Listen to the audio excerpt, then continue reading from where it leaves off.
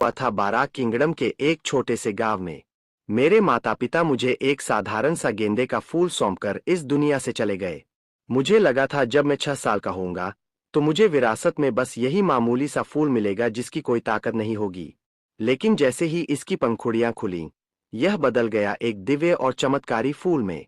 गांव से गुजरते हुए फ्लैंडर ने जब इस नन्हे से पौधे को देखा तो उनकी आंखों में इसे एक महान योद्धा बनाने की चमक आ गई। चश्मे वाले और पंखों से लैस ये महाशय जब हमारे गांव में उतरे तो यहाँ की ताजी हवा और खूबसूरत वादियों ने उनका मन मोह लिया। यह गांव बहुत छोटा था, जहां बमुश्किल 100 लोग रहते थे, लेकिन यहाँ की नदियां, झरने और चारों तरफ खिले अनोखे फूल इसे किसी जन्नत जैसा बनाते थे। फ्लैंडर एक ऊंचे झरने के पास खड़े होकर पूरे गांव को निहार रहे थे। यहाँ की हवा में एक मीठी सी खुशबू थी। कुछ दिन पहले ही उन्होंने एक और असाधारण बच्चे को अपने साथ जोड़ा था और आज इस गांव में आकर उन्हें लगा कि शायद उनकी किस्मत ही उन्हें यहाँ खींच लाई है। फ्लैंडर को आसमान से उतरते देख गांव वाले हैरान रह गए। उनके चेहरों पर सम्मान और थोड़ा डर साफ दिख रहा था। गांव के मुखिया ने झुककर उनका स्वागत किया और पूछा, हुजूर, हमारे इस छोटे से गांव में आपका कैसे आना हुआ? फ्लैंडर ने अपने चश्मे को ठीक किया और एक चतुर व्यापारी जैसी मुस्कान के साथ कहा, मैं सुओटुआ सिटी के स्पिरिट हॉल से आया हूं। यहां से गुजरते हुए मैंने सोचा कि क्यों न यहां के 6 साल के बच्चों की शक्तियों को जगाया जाए। यह सुनकर गांव वाले खुशी से झूम उठे और तुरंत बच्चों को बुलाने दौड़ पड़े। गांव का वह स्पिरिट हॉल असल में एक मामूली सी घासफूस की झोपड़ी थी, जिसके अंदर एक पुरानी मेज और एक जादुई क्रिस्टल बॉल रखी थी। हालांकि वहां की हालत बहुत साधारण थी, पर फ्लैंडर ने ऐसी कई जगह देखी थी, इसलिए उन्हें कोई हैरानी नहीं हुई। जल्द ही 6 बच्चे कतार में खड़े हो गए। पहला बच्चा आगे आया, लेकिन उसके पास कोई जादुई शक्ति नहीं थी। दूसरा बच्चा आया तो उसकी शक्ति थोड़ी बेहतर थी। तीसरा बच्चा आया जिसके पास पौधों को नियंत्रित करने की शक्ति थी, जो किसी अमीर घराने में माली बनने के लिए तो ठीक थी, पर योद्धा के लिए नहीं। एक एक करके बच्चों को आजमाने के बाद फ्लैंडर की उम्मीदें टूटने लगीं। उन्हें लगा कि शायद इस बार उनका दांव खा ली जाएगा। पहले के सारे बच्चे बहुत ही साधारण निकले और फ्लैंडर का सब्र अब जवाब दे रहा था। लेकिन जब आखिरी बच्चे की बारी आई और वह जादुई चक्र के सामने खड़ा हुआ, तो फ्लैंडर की आंखें फटी की फटी रह गईं। उस बच्चे का चेहरा ही कुछ ऐसा था जो भीड़ में भी सबसे अलग और जादुई दिखाई देता था। फ्लैंडर ने उसे अपने पास बुलाया। आओ बच्चे, आगे बढ़ो। बच्चे ने हिम्मत जुटाई और जादुई दायरे में कदम रख दिया। एक सुनहरी रोशनी उसके हाथों में समा गई और देखते ही देखते उसके हाथ में एक बड़ा और चमकदार पीला फूल खिल उठा। उसकी पंखुड़ियां एक बाज के पंजों की तरह मजबूत थीं और उसमें से एक अनोखी खुशबू आ रही थी। फ्लैंडर ने ध्यान से देखा और कहा, यह तो एक साधारण सा फूल है। उनकी उम्मीदें एक बार फिर आधी रह गईं। उन्हें लगा कि सिर्फ खूबसूरत दिखने से कोई मजबूत योद्धा नहीं बन जाता। लेकिन तभी एक बड़ा चमत्कार हुआ। उस फूल में से एक अजीब और बेहद शक्तिशाली ऊर्जा निकलने लगी, जो सीधे फ्लैंडर की खुद की शक्तियों को खींचने लगी। फ्लैंडर का चेहरा एकदम से बदल गया और वो हैरान होने के साथ साथ बेहद उत्साहित हो गए। वो मामूली सा दिखने वाला फूल पलक झपकते ही बड़ा होने लगा और उसकी पीली पंखुड़ियां जादुई बैंगनी रंग में बदलने लगीं। आखिरकार वह एक विशाल और बेहद खूबसूरत सुनहरे बैंगनी फूल के रूप में सामने आया। उस फूल में से कोई खुशबू नहीं थी, लेकिन उसकी मजबूती और चमक किसी जीवित तजाने जैसी लग रही थी। फ्लैंडर उसे बिना पलक झपकाए देख रहे थे, जैसे उन्होंने इस दिव्य फूल के बारे में पहले कहीं पढ़ा या सुना हो। उन्होंने अपनी उत्सुकता को दबाते हुए पूछा, बच्चे, तुम्हारी इस शक्ति का नाम क्या है? बच्चे ने अपने हाथ में खिले उस अनोखे फूल को देखा और मासूमियत से कहा, मुझे भी नहीं पता। ऐसा लगता है जैसे यह फूल कुछ और ही बन गया है। फ्लैंडर ने मुस्कुराते हुए क्रिस्टल बॉल को उसकी तरफ बढ़ाया और कहा, चलो पहले तुम्हारी आत्मिक ऊर्जा की जांच करते हैं। मुझे यकीन है कि यह कोई मामूली बदलाव नहीं है। जैसे ही बच्चे ने उस क्रिस्टल बॉल पर हाथ रखा, वह बॉल नीली और तेज रोशनी से पूरी तरह जगमगा उठी। यह देखकर फ्लैंडर वहीं जड़ हो गए और उनका चश्मा नाक से नीचे खिसक गया। उन्होंने अपनी जिंदगी में ऐसा अद्भुत हुनर पहले कभी नहीं देखा था। यह शक्ति वैसी नहीं थी जो उन्होंने कुछ दिन पहले देखी थी। यह उससे कहीं ज्यादा महान और सर्वोच्च स्तर की थी। फ्लैंडर समझ गए कि यह कोई साधारण बच्चा नहीं, बल्कि किस्मत बदलने वाला एक अनमोल हीरा है। अब उस कमरे में सिर्फ वो दोनों ही बचे थे। फ्लैंडर ने मुस्कुराते हुए अपनी जादुई ताकत का प्रदर्शन करने का फैसला किया। उनके पीछे एक विशाल और चमकीला उल्लू प्रकट हुआ और उनके पैरों के पास एक के बाद एक कई रंगीन जादुई चक्र घूमने लगे। कमरे का माहौल एकदम से भारी और शक्तिशाली हो गया। फ्लैंडर ने गर्व से कहा, बच्चे, तुम बहुत कमाल हो। क्या तुम मेरे शिष्य बनना चाहोगे? उन्हें लगा कि गांव का एक छोटा बच्चा इतनी बड़ी शक्ति देखकर तुरंत घुटने टेक देगा, लेकिन बच्चे ने साफ मना कर दिया, मुझे नहीं बनना। यह सुनकर फ्लैंडर की मुस्कान गायब हो गई। उन्हें लगा कि शायद बच्चे को उनकी ताकत का अंदाजा नहीं है। इसलिए उन्होंने बड़े प्यार से उसे जादू और शक्तियों के अलग अलग स्तरों के बारे में समझाना शुरू किया। उन्होंने अपनी महान गाथाएं सुनाई और यह भी बताया कि वो कितने ऊंचे स्तर के योद्धा है। बच्चे ने उनकी सारी बातें ध्यान से सुनी और मन ही मन कुछ सोचने लगा। वह जानता था कि भले ही ये महाशय थोड़े कड़क और अजीब है, लेकिन अपने वादे के पक्के हैं। बच्चे ने उनकी तरफ देखा और मासूमियत से पूछा, अगर आप इतने बड़े योद्धा हैं, तो आपके पास बहुत सारे पैसे होंगे न? क्या आप मुझे कुछ पैसे देंगे? यह सुनते ही फ्लैंडर का चेहरा उतर गया। बच्चे ने सीधे उनकी सबसे कमजोर नस पर हाथ रख दिया था। उन्होंने अपना सिर खुजलाते हुए कहा, देखो, अभी तो मेरे पास ज्यादा पैसे नहीं है, क्योंकि मैंने सब कुछ स्कूल बनाने में लगा दिया है। लेकिन मैं वादा करता हूं कि तुम्हें कभी किसी चीज की कमी नहीं होगी। बच्चे ने कुछ सोचते हुए कहा, ठीक है, तो फिर मुझे बताइए कि मेरी इस शक्ति के लिए हमें किस तरह की ऊर्जा की जरूरत होगी। फ्लैंडर ने फूल को देखा, क्योंकि ऐसा दिव्य पौधा उन्होंने भी पहली बार देखा था। उन्होंने कहा, हमें इसके लिए सही चीजें ढूंढनी होंगी।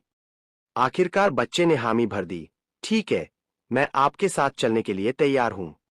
फ्लैंडर मुस्कुराने ही वाले थे कि बच्चे ने तुरंत अपनी शर्त रख दी कि वह सिर्फ साथ चल रहा है, अभी शिष्य नहीं बना है। फ्लैंडर ने हैरान होकर पूछा, तुम्हारा क्या मतलब है? बच्चे ने कहा, मैं गांव का लड़का हूं, बाहर की दुनिया नहीं जानता। गुरु चुनने से पहले मुझे देखना होगा कि आप कितने दमदार हैं। फ्लैंडर के पास इस बात का कोई जवाब नहीं था।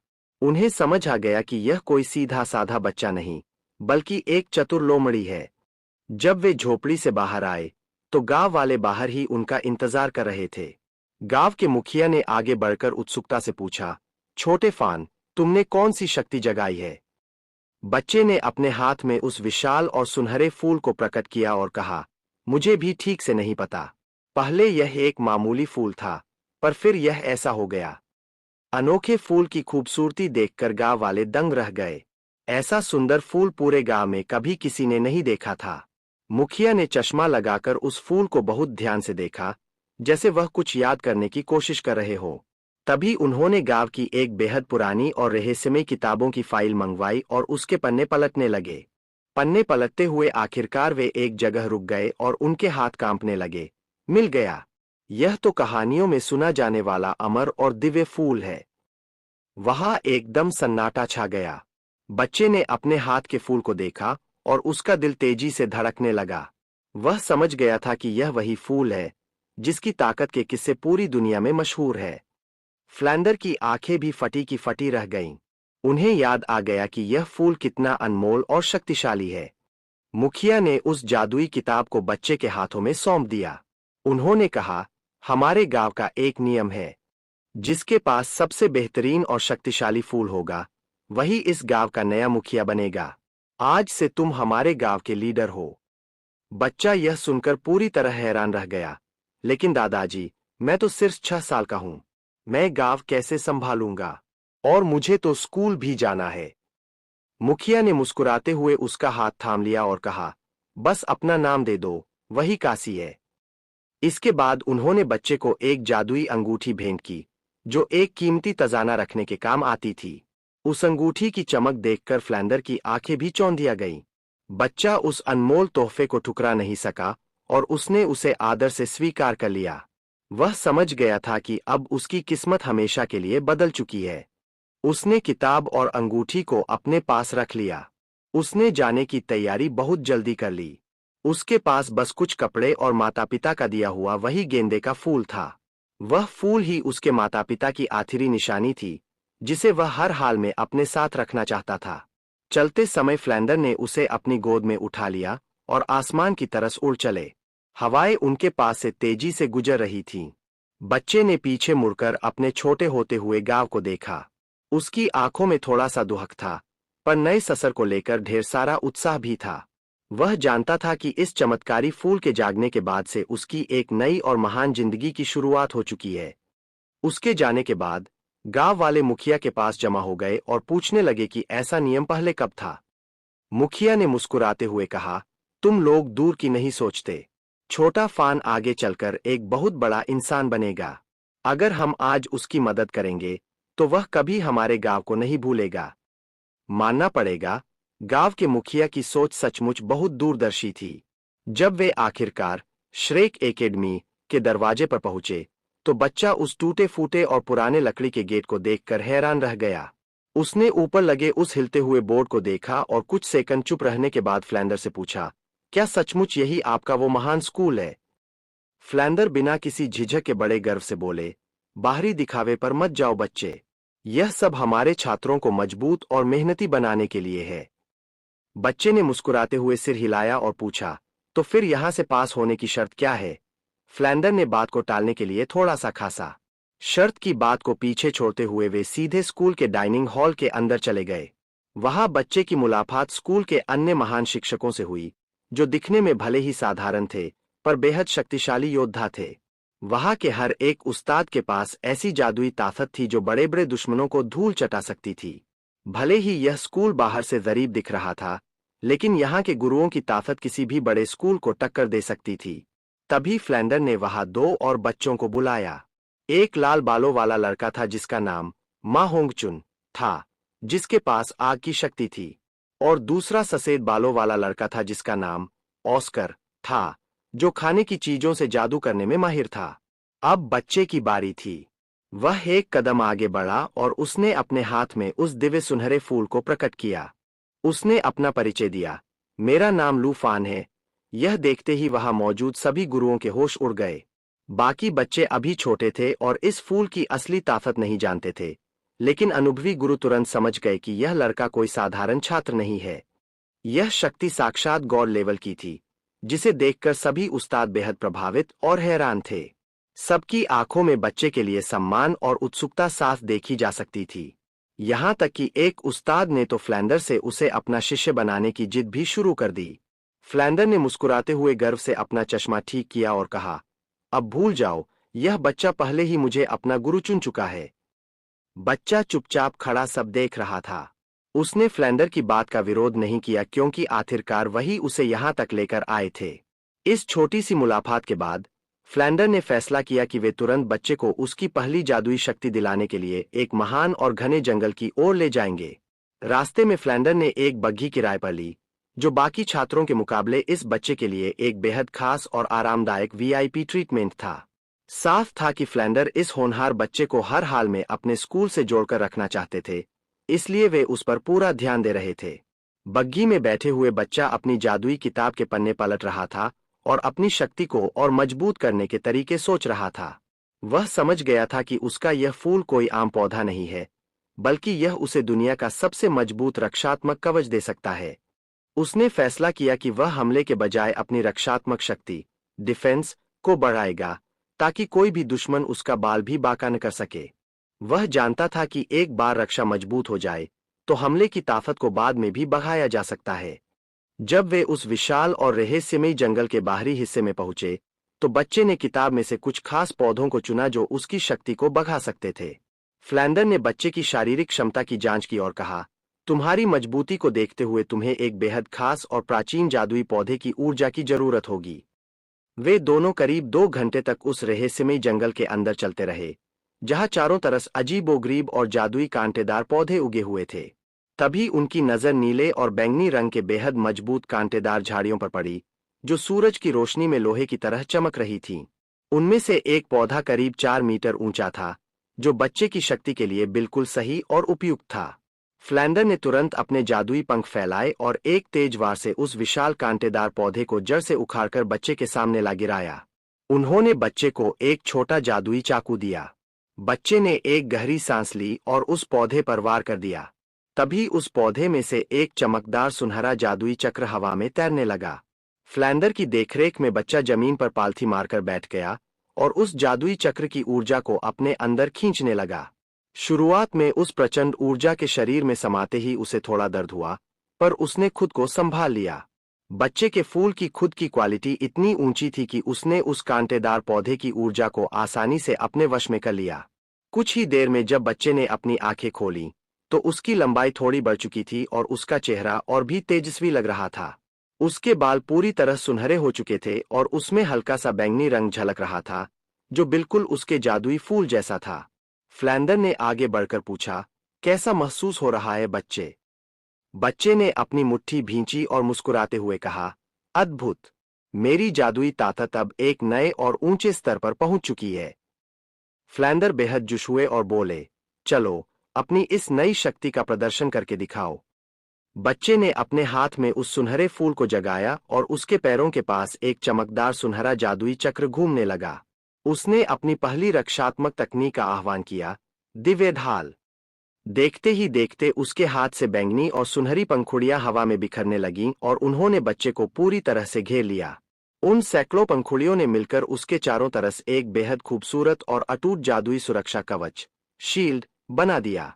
बच्चे ने मुस्कुराते हुए समझाया, यह कवच मेरी पूरी रक्षा करेगा। जब तक मैं जमीन से जुड़ा रहूंगा, यह ढाल अपने आप प्रकृति से ऊर्जा खींचती रहेगी और मुझे कभी थकने नहीं देगी। यह सुनकर फ्लैंडर पूरी तरह दंग रह गए। उन्हें समझ आ गया कि यह तकनीक सामने वाले को थका कर हराने के लिए सबसे बेहतरीन है।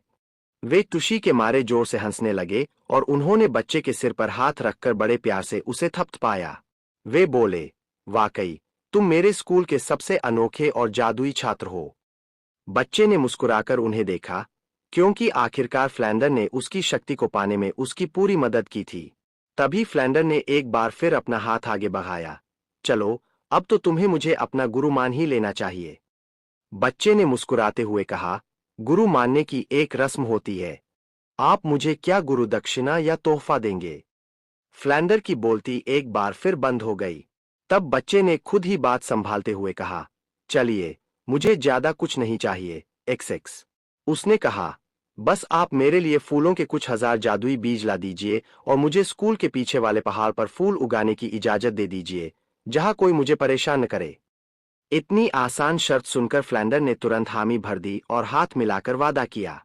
बच्चे ने पूरी श्रद्धा के साथ झुककर उन्हें प्रणाम किया, शिष्य लू फान का अपने गुरु को प्रणाम। फ्लैंडर की खुशी का ठिकाना नहीं था। उन्होंने तुरंत बच्चे को स्कूल की तरफ से मिलने वाली खास सुविधाओं के बारे में बताना शुरू किया। उन्होंने कहा, तुम्हारी इस महान प्रतिभा को देखते हुए तुम्हारे पूरे साल की स्कूल की फीस बिल्कुल माफ की जाती है। बच्चा चुपचाप मुस्कुराता रहा, क्योंकि वह जानता था कि स्कूल की हालत वैसे भी इतनी जराब है कि वह फीस वैसे भी कौन ही देता। वापसी के रास्ते पर फ्लैंडर ने बच्चे को समझाया कि वह अपनी इस महान शक्ति को अभी दुनिया के सामने न लाए, क्योंकि कई दुश्मन उसे नुकसान पहुंचाने की कोशिश कर सकते हैं। उन्होंने सलाह दी कि वह अभी अपनी शक्ति को गुप्त रखे और सही समय आने पर ही इसे सबके सामने लाए। बच्चे ने उनकी बात मान ली और मुस्कुराते हुए अपनी इस जादुई यात्रा को आगे बढ़ाने के लिए तैयार हो गया। वो जेठ दिल में इस कंजूस मास्टर के लिए इज्जत और बढ़ गई। इसके बाद फ्लैन मुझे नया नाम देना चाहते थे। उन्हें लगता है कि जू डोलू को यू गुआन कहना और मुझे लू फैन कहना ठीक नहीं बैठता। इससे अच्छा है कि नाम बदलकर लू गुआन कर दिया जाए। मेरे होंठ थोड़े कांपे। ये नाम तो पूरे 10 में से 10 नंबर का है। मैं इसे 0.5 नंबर देता हूं। ये बुरा नहीं है, बस सुनने में थोड़ा अजीब लगता है। एकेडमी वापस आने के बाद ऑस्कर और मा होंगजू ने तुरंत मुझे घेर लिया। मैंने भी कुछ छुपाया नहीं और सीधे अपनी पहली सोल स्किल दिखाई। ऑस्कर की आंखें खुशी से चमक उठीं। उसे लगा कि अटैक सिस्टम में मा होंगजुन, फांग्यू प्रणाली में मैं और फूड सिस्टम में वो, हम तीनों तो जैसे एक परफेक्ट टीम है। उसने जानबूझकर अपनी आवाज बदलते हुए मुझे गले लगा लिया। फैन भाई, भविष्य में आपको मुझ जैसे सपोर्टर की रक्षा करनी होगी। मैं हंस पड़ा, तय रहा। भविष्य में जब भी मुकाबला होगा, तुम मेरे पीछे रहना और बस बड़े बड़े सॉसेज बनाते रहना। मां होंगजुन ने जब हम दोनों को इतना करीब देखा, तो वो तुरंत चिढ़ गया। वो भी चाहता था कि ऑस्कर उसे जुन भाई कहे। ऑस्कर ने उसे घूर कर देखा। मोटे तुम अभी भी हम तीनों में सबसे कमजोर हो। पहले अपनी पहली सोल रिंग ले आओ, फिर बात करेंगे। सच कभी कभी तलवार से भी ज्यादा चुभता है। मां होंगजुन का चेहरा तुरंत उतर गया। मैंने उसके कंधे पर हाथ रखा। मोटे, अच्छे से अभ्यास करो। मुझसे आगे निकल पाओ या नहीं ये तो पता नहीं, लेकिन ऑस्कर से आगे निकलना पक्का है। फूड सिस्टम के सोल मास्टर्स वैसे भी धीमी प्रोग्रेस के लिए जाने जाते हैं। मां होंगजुन का हौसला तुरंत वापस आ गया। उसकी आंखों में चमक आ गई। ऑस्कर के पैर कांपने लगे और वो घुटनों के बल बैठकर आसमान की तरफ देखने लगा। मैंने मौके का फायदा उठाकर अपनी सोल एबिलिटी से कुछ फूलों की पंखुड़ियां बिखेर दी और धीरे से गुनगुनाने लगा। बर्फबारी हो रही है, ठंडी हवाएं चल रही है। इस ड्रामे का पूरा असर देखने को मिला। एकेडमी में शामिल होने के बाद श्रेक की जिंदगी जल्द ही पटरी पर आ गई। सुबह कल्चरल क्लास, दोपहर में फिजिकल ट्रेनिंग और रात में मेडिटेशन। भले ही टीचर्स थ्योरी के मास्टर नहीं थे, लेकिन उनका सोल एम्परर लेवल का तजुर्बा हम जैसे बच्चों को सिखाने के लिए काफी था। मैंने भी पीछे के पहाड़ों में फूलों के खेत पर काम करना शुरू कर दिया। फ्लैन ने मेरे लिए गुलदाउदी के 4000 बीज खरीदे। मैंने ऑस्कर को मदद के लिए बुला लिया, 5 बीजों के बदले 1 कॉपर सोल कॉइन। ऑस्कर ने जब सुना कि इससे कमाई होगी, तो उसने तुरंत हाँ कह दी। पीछे के पहाड़ की जमीन को खोदना, घास हटाना और बीज बोना, सिर्फ हम दोनों के भरोसे इसमें बहुत वक्त लगता। इसलिए मैं पास के गांव में गया और लोगों को काम पर रखा। हर व्यक्ति को 1 सिल्वर सोल कॉइन। शर्त थी कि 3 दिन के अंदर जमीन खोदकर, घास हटाकर 1 एकड़ में बुआई पूरी करनी होगी। पैसों की बात सुनकर ग्रामीण काम के लिए आपस में ही भिड़ने लगे। आखिर में मैंने खेती का 20 साल का तजुर्बा रखने वाले 2 बुजुर्गों को चुना।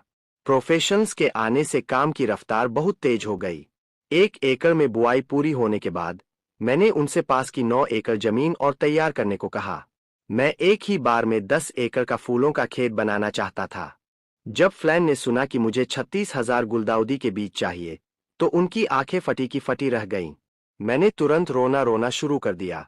डीन, मैं जन्मजात फुल सोल पावर वाला जीनियस हूं। आपके साथ श्रेक आया, खाना साधारण है, रहना भी मामूली है। मैंने कभी शिकायत नहीं की। अब मैं बस अपने अभ्यास के लिए थोड़ा माहौल तैयार करना चाहता हूं। क्या आप इतने से रिसोर्स भी नहीं दे सकते? फ्लैन मेरी बातों में आ गए और मजबूरन बीजों के लिए गांव की तरफ भागे। बेशक, पैसे मैंने खुद अपनी जेब से दिए। 3 महीने बाद 10 एकड़ के खेत में फूल खिलने के लिए तैयार थे। हालांकि वे पूरी तरह नहीं खिले थे, फिर भी मैं महसूस कर सकता था कि मेरे अभ्यास की रफ्तार 20% बढ़ गई है। ये कस्टमाइज्ड अभ्यास का माहौल सचमुच कमाल का है। बाकी लोग एकेडमी के रिसोर्सेज पर निर्भर है, जबकि मैं खुद खेती करके अपना रास्ता बना रहा हूं। इसे चीटिंग नहीं, बल्कि कड़ी मेहनत से अमीर बनना कहते हैं। कुछ ही समय बाद मां होंगजुन ने भी 10वां लेवल पार कर लिया। फ्लैन बहुत खुश थे और खुद उसे सोल हंटिंग के लिए ले गए। साथ ही उन्होंने मुझे और ऑस्कर को 1 दिन की छुट्टी दे दी। अचानक छुट्टी मिलने से हम दोनों थोड़े असहज हो गए। ऑस्कर मेरे पास आया। फैन भाई, हम क्या करें? मेरी आंखें चमक उठीं। चलो सोटो सिटी के ग्रेट सोल एरीना चलते हैं। ऑस्कर हैरान रह गया। हमारी इस ताकत के साथ हम किससे जीत पाएंगे? मैं हंसा। जीत नहीं पाएंगे, इसीलिए तो मौका है। मैं रजिस्ट्रेशन कराता हूं, तुम विरोधी की जीत पर दाव लगाना। अगर मैं हार भी गया, तो भी हम कुछ पैसे कमा लेंगे। ऑस्कर पहले थोड़ा हिचकिचाया, लेकिन फिर उसे ये आइडिया लॉजिकल लगा। आखिरकार मैं सिर्फ 12 से 13 लेवल का था। बड़ी उम्र और ज्यादा सोल पावर वाले सोल मास्टर्स को हराना मुश्किल था। हमने झाओ वूजी को जानकारी दी और सीधे सोटो सिटी के ग्रेट सोल एरीना की तरफ निकल पड़े। लेकिन एंट्री करते ही हमें एक झटका लगा। Registration fees 10 gold soul coins थी। मेरे पास सिर्फ 8 थे। ऑस्कर ने समझदारी दिखाते हुए मुझे 2 कॉइन्स उधार दिए। हम कंगाली के कगार पर पहुंच चुके थे। थोड़ी सी भी चूक होती तो खाने के पैसे भी नहीं बचते। मैंने रजिस्ट्रेशन के वक्त थोड़ी चालाकी की और अपनी सोल एबिलिटी में केवल वेरिएंट पर्पल क्राइसेंथेमम दर्ज कराया। लेकिन जब ऑस्कर दाव लगाने वाले हिस्से में गया, तो पता चला कि सब एरीना में दाव नहीं लगाया जा सकता। ये सुविधा सिर्फ मेन एरीना में है। हमारा अमीर बनने का प्लान शुरू होने से पहले ही फ्लॉप हो गया। अब मेरे पास रिंग में उतरने के अलावा कोई रास्ता नहीं था। मेरा विरोधी चेन फेंग था, जिसकी सोल क्लिवर नाइफ थी और उसके पास सिर्फ एक 10 साल की सोल रिंग थी। दर्शकों ने जब मुझ जैसे 1.4 मीटर के बच्चे को देखा तो वे हंसने लगे। बच्चे, घर जाओ और दूध पियो। चेन फेंग भी रिलैक्स हो गया और अपनी बड़ी तलवार कंधे पर रखकर हंसते हुए बोला, छोटे भाई, सीधे हार मान लो ताकि भाई की तलवार से तुम्हें चोट न लगे। मैंने कुछ नहीं कहा और सीधे अपनी अजीब गुलदाउदी को समन किया। जैसे ही पीले रंग की 100 साल वाली सोल रिंग प्रकट हुई, दर्शकों की हंसी तुरंत बंद हो गई। 100 साल की पहली रिंग देखकर सामने वाले का रंग उड़ गया। मुकाबला शुरू हुआ। चेन फेंग तलवार लेकर आगे बढ़ा। मेरी सोल रिंग चमकी और फूलों के कवच ने मुझे पूरी तरह ढक लिया। उसकी तलवार कवच से टकराई पर उस पर एक खरोंच तक नहीं आई। मैंने मौका देखकर उसके पेट पर एक घूंसा जड़ा, लेकिन मेरी उम्र कम होने के कारण ताकत सीमित थी, जिससे वो सिर्फ एक कदम पीछे हटा। चेन फेंग का आत्मविश्वास वापस आ गया। उसकी सफेद सोल रिंग चमकी, तलवार का आकार बढ़ गया और वो मुझ पर हमला करने के लिए तैयार हुआ। उसे लगा कि मेरे घूंसे में दम नहीं है, लेकिन जैसे ही मेरा हाथ उसके पेट के पास पहुंचा, मेरी उंगली की स्टोरेज रिंग चमकी और एक छोटी तलवार मेरे हाथ में आ गई। चेन फेंग अपनी ही गति के कारण एक कदम आगे बढ़ गया और तलवार की नोक उसके पेट में कुछ सेंटीमीटर अंदर घुस गई। उसकी तलवार मेरा डिफेंस नहीं तोड़ पाई, जबकि मेरी तलवार उसके नाजुक हिस्से पर थी। जीत हार का फैसला तुरंत हो गया। चेन फेंग का चेहरा पीला पड़ गया। उसने कांपती आवाज में कहा, मैं हार गया। मुझे अपनी पहली जीत मिली और साथ ही इनाम के रूप में 10 गोल्ड सोल कॉइन्स वापस मिल गए। जब मैं बाहर आया तो ऑस्कर सीढ़ियों पर बैठा आखिरी गोल्ड कॉइन देखकर उदास था। मैंने उसके कंधे पर हाथ रखा। यहां बैठकर क्या सोच रहे हो? ऑस्कर ने मायूसी से कहा, फैन भाई, हम दाव नहीं लगा पाए, हमारा नुकसान हो गया। मैंने उसके 2 गोल्ड कॉइन्स वापस किए और अपनी पैसों की थैली हिलाते हुए कहा, मेरा विरोधी बहुत कमजोर था, मैंने उसे आसानी से हरा दिया। आज भाई की पहली जीत है। ऑस्कर तुरंत उछल पड़ा, फैन भाई जिंदाबाद। इस बात पर तो पार्टी बनती है। फिर हम दोनों एक साधारण रेस्तरां में गए और 3 सब्जियां और एक सूप आदेश दिया। भले ही श्रेक में फूड सिस्टम के सोल एम्परर खाना बनाते हैं, लेकिन अच्छे इंग्रेडिएंट्स के बिना सब बेकार है। पिछले 3 महीनों में यह हमारा सबसे अच्छा खाना था। वापस लौटते हुए मैं शांत हुआ। इस बार की जीत सिर्फ इसलिए हुई क्योंकि विरोधी की सोल रिंग कमजोर थी और मैंने स्टोरेज रिंग का इस्तेमाल करके चौंका दिया। अगली बार जब लोग सावधान रहेंगे तो डिफेंसिव सिस्टम के कारण मेरी अटैक पावर की कमी सामने आ जाएगी। इसलिए मैंने तय किया कि 15वें लेवल से पहले मैं दोबारा मुकाबला नहीं लड़ूंगा। 2 दिन बाद फ्लैंड माहोंगजुन को लेकर वापस आ गए। मोटा आते ही हवा में उड़ने लगा और मुझसे मुकाबला करना चाहता था। मैंने सीधे मना कर दिया, तुम फायर एट्रीब्यूट के हो, तुम्हारा मुझ पर सीधा एडवांटेज है, मैं तुमसे नहीं लड़ूंगा। लेकिन अगली सुबह क्लास में फ्लैन ने ऑस्कर को दौड़ने के लिए भेज दिया और मुझे माहोंगजुन के साथ रियल कॉम्बैट प्रैक्टिस करने को कहा। मैं हैरान रह गया, डीन, वो फायर एट्रीब्यूट का है, मैं कैसे लड़ूं? फ्लैन ने मुझे घूर कर देखा, परसों तो तुम अकेले ही सोल एरिना चले गए थे, मैं यहां देख रहा हूं, कोई गंभीर चोट नहीं लगेगी, शुरू करो। मां होंगजुन ने घमंड से हंसते हुए कहा, माफ करना फैन भाई, आज के बाद तुम्हें मुझे जुन भाई कहना होगा। उसकी सोल एक्टिवेट हुई और उसके पीछे एविल फायर फीनिक्स प्रकट हुआ। उसकी पीली सोल रिंग चमक उठी।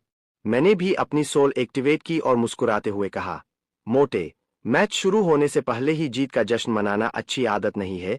मां होंगजुन ने सिर खुजलाते हुए पूछा, जश्न का क्या मतलब? मैंने कहा, जीतने के बाद बताऊंगा। मुझे डर था कि वो दूर से हमला करेगा, इसलिए मैं सीधे उसकी तरफ बढ़ा। मां होंगजुन की सोल रिंग चमकी और उसने अपनी पहली स्किल फीनिक्स फायरलाइन का इस्तेमाल किया। मैं बचते हुए आगे बढ़ा और अपने कवच के भरोसे सीधे हमले को झेलते हुए दूरी कम करने लगा। लेकिन फायर एट्रीब्यूट वाकई पौधों पर भारी पड़ता है। फूलों की पंखुड़ियां आग की चपेट में आते ही जलने लगी। मुझे जले हुए हिस्सों को हटाकर नए फूलों से उसकी भरपाई करनी पड़ी। सीधे हमला काम नहीं आया तो मैंने रणनीति बदली। मेरे कवच को बनाए रखने में बहुत कम सोल पावर लगती थी, जबकि मां होंगजुन की फायरलाइन बहुत ज्यादा एनर्जी खींच रही थी। वो जितना आक्रामक हो रहा था, उसकी सोल पावर उतनी ही तेजी से खत्म हो रही थी। मैंने दूरी बनाई। एक तरफ मैं आग से बच रहा था और दूसरी तरफ छोटे छोटे पत्थर उठाकर उसके सिर पर मार रहा था। पत्थर छोटे थे, चोट गहरी नहीं थी, पर दर्द दे रहे थे। मां होंगजुन गुस्से से उछल पड़ा। फैन भाई, तुम चीटिंग कर रहे हो, मैंने शांति से कहा। इसे बुद्धिमानी कहते हैं। लगभग 10 बार लगातार आग उगलने के बाद मां होंगजुन की सोल पावर खत्म हो गई, यहां तक कि उसकी सोल फॉर्म भी बिखरने लगी। मैं आराम से उसके पास गया और मुस्कुराते हुए कहा, मोटे, अभी बहुत मजा आ रहा था ना? अब मेरी बारी है। मां होंगजुन पीछे हटने लगा। फैन भाई, हम तो पक्के भाई हैं ना?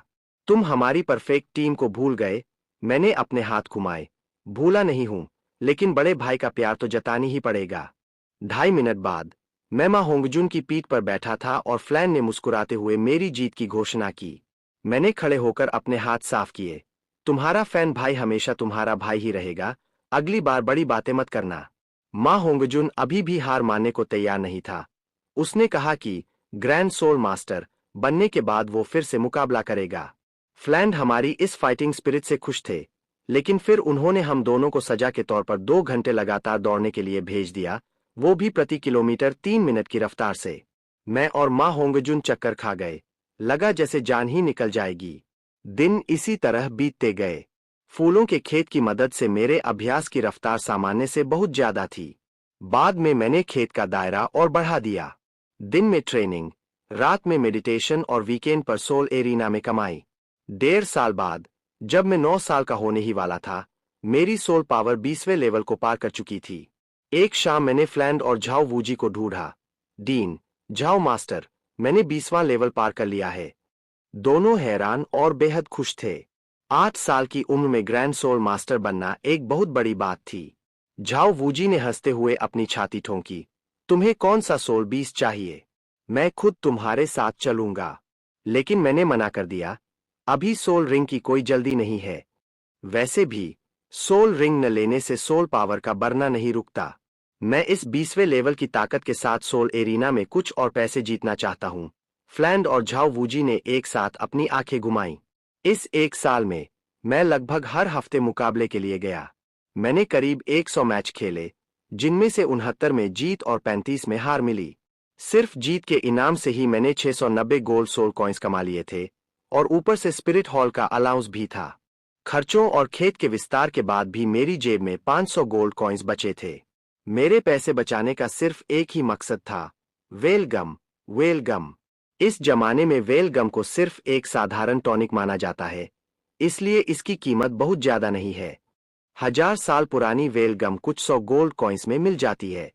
हालांकि 10,000 साल पुरानी वेलगम का असर बहुत तेज होने के कारण लोग इसे आसानी से नहीं खरीदते। अगर मुझे 10,000 साल पुरानी वेलगम मिल जाए, तो मेरी फिजिकल स्ट्रेंथ बहुत बढ़ जाएगी, जिससे मैं अपनी दूसरी सोल रिंग के रूप में 800 से 900 साल या शायद 1000 साल पुरानी रिंग को भी एब्जॉर्ब कर सकूंगा। वीकेंड पर मैं अकेले ही सोटो सिटी के 7 ट्रेजर्स चैम्बर गया। मैनेजर बहुत विनम्र था, लेकिन जब उसने 10,000 साल पुरानी वेलगम के बारे में सुना, तो उसने अपना सिर हिला दिया। सोटो सिटी कोई तटीय शहर नहीं था, और नहीं यह हेवन डोलू या स्टार लो सिटी जैसा बड़ा केंद्र था, इसलिए यहां ऐसी चीजें मिलना मुश्किल था। मैंने हार नहीं मानी और कई दुकानों के चक्कर काटे, पर नतीजा वही रहा। आखिर में मैं फिर से 7 ट्रेजर्स चैम्बर लौट आया। मैनेजर मुस्कुराते हुए आगे बढ़ा, छोटे ग्राहक, हमारे पास 100 साल और 1000 साल पुरानी वेलगम उपलब्ध है। मैंने कहा, जितनी भी है, सब ले आओ, मैं क्वालिटी देखना चाहता हूं।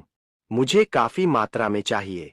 बड़ी डील की बात सुनकर मैनेजर और भी उत्साहित हो गया। उसने तुरंत अपने स्टोरेज टूल से वेलगम का ढेर लगा दिया। मैंने 3 पीस 100 साल वाली और 2 पीस 1000 साल वाली चुनी। कुल कीमत 200 गोल्ड कॉइन्स हुई। मैंने पेमेंट की और सामान लेकर चल दिया। दुकान के बाकी लोग मुझे अचरज से देख रहे थे। एक 9 साल से भी छोटा बच्चा, जो टॉनिक खरीदने आया था और जिसने पलक झपकते ही 200 गोल्ड कॉइन्स कैश दे दिए, और जिसके पास अपना खुद का स्टोरेज टूल भी था।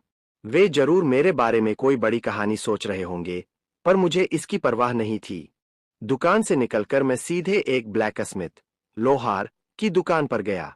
लोहार ने मुझे देखते ही कहा, छोटा बाबू, क्या बनवाना है? हमारी दुकान का काम आपको जरूर पसंद आएगा। मैंने सारी वेलगम बाहर निकाली और एक गोल्ड कॉइन उसकी तरफ फेंकते हुए कहा, इन सबको पिघलाकर एक में मिला दो। लोहार पहले थोड़ा झिझका, लेकिन गोल्ड कॉइन देखते ही उसके चेहरे पर चमक आ गई। उसने सामान